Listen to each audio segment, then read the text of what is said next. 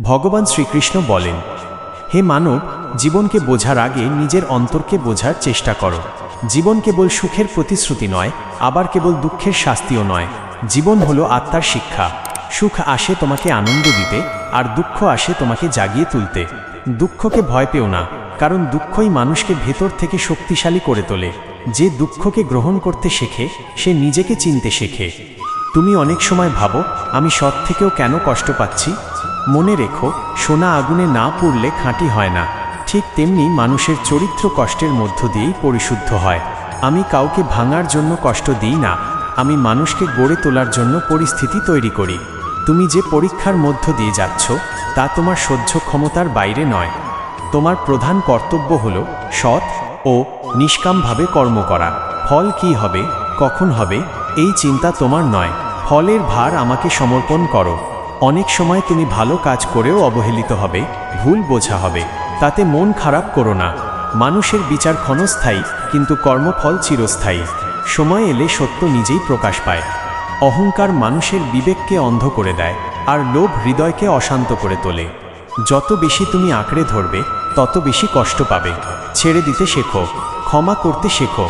ক্ষমা দুর্বলতার লক্ষণ নয়, ক্ষমা হলো শক্তিশালী আত্মার পরিচয়। যে ক্ষমা করতে পারে, সে ভিতরে ভিতরে ভেঙে পড়ে না। জীবনের পথে এমন সময় আসবে যখন মনে হবে তুমি একা। তখন মনে রেখো, একাকিত্ব মানে শূন্যতা নয়। অনেক সময় আমি মানুষকে একা রাখি, যাতে সে নিজের আত্মার সঙ্গে কথা বলতে শেখে। নীরবতার মধ্যেই গভীর সত্য লুকিয়ে থাকে। সেই নীরবতায় আমাকে অনুভব করার চেষ্টা করো।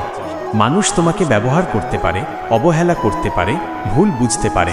এতে নিজের মূল্য কমে যায় না। নিজের চরিত্রকে শক্ত রাখো। অন্যের আচরণ তোমার নিয়ন্ত্রণে নয়, কিন্তু তোমার প্রতিক্রিয়া তোমার নিয়ন্ত্রণে। নীরবতা, ধৈর্য ও আত্মসংযমই তোমার আসল শক্তি। সময়কে সম্মান করো। অতীতের দুঃখ আঁকড়ে ধরে বর্তমানকে নষ্ট করো না। আবার ভবিষ্যতের ভয়ে আজকের দিনটাকেও হারিয়ে ফেলো না। বর্তমানেই তোমার শক্তি, বর্তমানেই তোমার মুক্তির পথ। আজ তুমি যেমন চিন্তা করবে, যেমন কর্ম করবে, আগামীকাল তোমার জীবন তেমনই রূপ নেবে। বিশ্বাস হারিও না। আমি কখনো দেরি করি না, আমি কেবল সঠিক সময়ে উপস্থিত হই। যখন তোমার মনে হবে সব দরজা বন্ধ, তখনই নতুন পথ খুলে যাবে। সেই সময় বুঝবে, আমি তোমাকে পরিত্যাগ করিনি, আমি তোমাকে প্রস্তুত করছিলাম।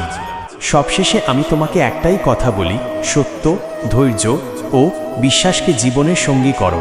অহংকার ত্যাগ করো, লোভ কমাও, ভালোবাসা বাড়াও। আমাকে হৃদয় থেকে স্মরণ করো, নাম জপ করো, সৎ পথে চলার চেষ্টা করো। যে আমাকে আন্তরিকভাবে ডাকে, আমি কখনো তার হাত ছেড়ে দিই না। রাধে রাধে।